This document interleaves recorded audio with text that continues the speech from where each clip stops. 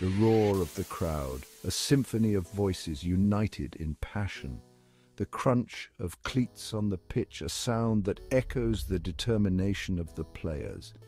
The thrill of a perfectly placed goal, a moment of pure elation that sends waves of joy through the stadium.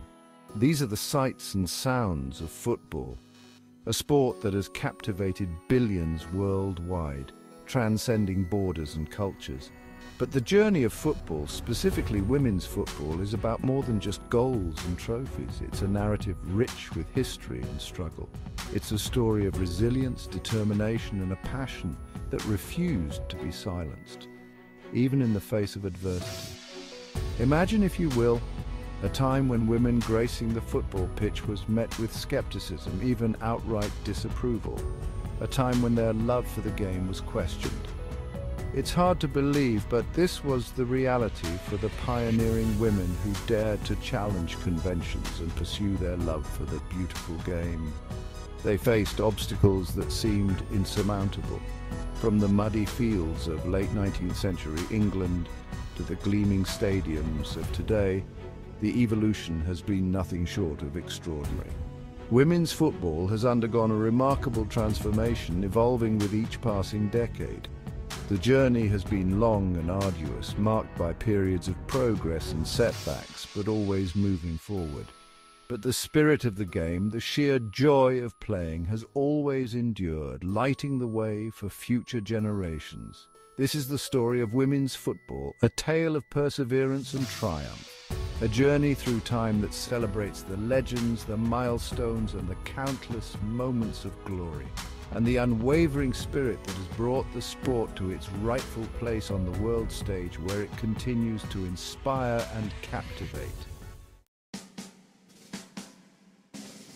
The roots of women's football run deep, stretching back to the late 19th century. While history often overlooks their contributions, the women who first laced up their boots were trailblazers, defying societal norms and paving the way for generations to come. The first recorded women's football match took place in 1881 in Edinburgh, Scotland. Imagine the scene: women in long skirts and blouses defying expectations as they chased the ball with a fervour that rivaled any men's game. The sport quickly gained traction, particularly during World War I, when women took on roles traditionally held by men, including on the football pitch. Factories formed women's teams, drawing large crowds eager for a taste of the beautiful game. These early matches were more than just entertainment. They were a symbol of women's changing roles in society. The players, often working-class women, found a sense of camaraderie and empowerment on the field, challenging the prevailing notion of what women could achieve. However, the burgeoning popularity of women's football was met with resistance. Concerns arose about the sport's suitability for women, echoing the prejudices that female athletes often faced. Just as women's football was gaining momentum, a devastating blow came in 1921. The Football Association, FA, the governing body of English football, imposed a ban on women playing on their grounds. This decision was a significant setback for the sport, which had been growing in popularity and gaining a dedicated following. The FA cited concerns about the alleged physical unsuitability of football for women, and even suggested that the game was being used to raise funds for inappropriate causes.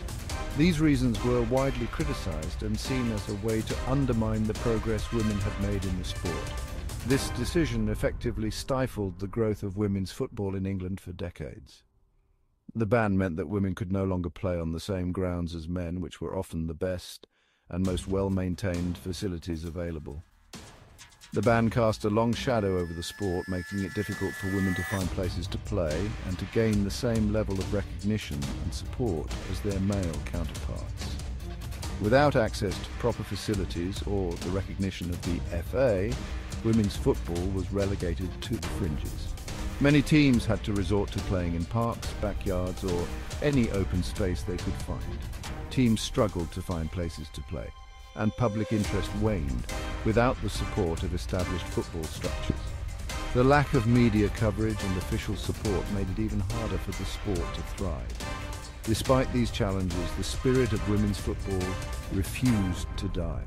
Women continued to play in informal matches, often in secret, keeping the flame alive during the dark days of the ban. Women continued to play in informal matches, keeping the flame alive during the dark days of the ban. These matches were often organized by the players themselves, who were determined to keep their passion for the sport alive. They understood that this was about more than just a game. It was about their right to participate in the sport they loved. The determination and resilience of these women laid the groundwork for the future of women's football.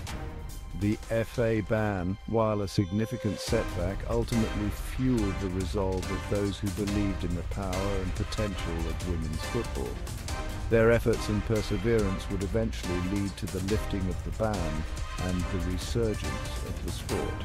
It would, however, take another half-century for the sport to truly re-emerge and begin its journey toward the global phenomenon it is today. The legacy of those early pioneers continues to inspire new generations of women footballers around the world. The year 1971 marked a turning point in the history of women's football. After a 50-year ban, the FA finally lifted its restrictions, signalling a new era for the sport in England. This decision was not just a simple administrative change, it was a monumental shift that acknowledged the growing demand for gender equality in sports. This momentous decision, fueled by the growing women's rights movement and a renewed interest in the game, paved the way for a resurgence of women's football. Across the globe, women had continued to play, undeterred by the limitations imposed elsewhere. The lifting of the ban was a victory for all those who had fought tirelessly for the right to play, and it signaled a broader cultural shift towards recognizing women's contributions in all fields. The lifting of the FA ban served as a catalyst, breathing new life into the sport and inspiring a new generation of players and fans. New teams and leagues began to emerge, providing more opportunities for women to compete at organized levels.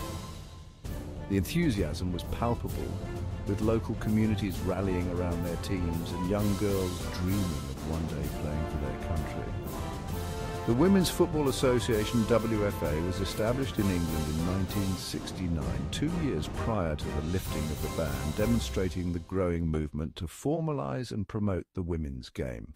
International competition also began to take shape, with the first unofficial Women's World Cup held in 1970 in Italy.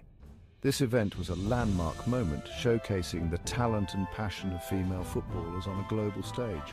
While not officially recognised by FIFA at the time, this tournament marked a significant step towards global recognition for women's football.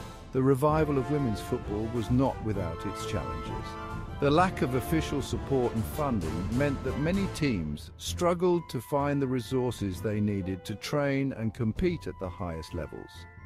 Decades of limited support had left the sport with a lack of resources and infrastructure. However, the passion of the players, coaches and fans who had kept the game alive during the ban years fueled the determination to rebuild and thrive. Their dedication laid the foundation for the future, ensuring that women's football would continue to grow and develop, overcoming obstacles and achieving new heights.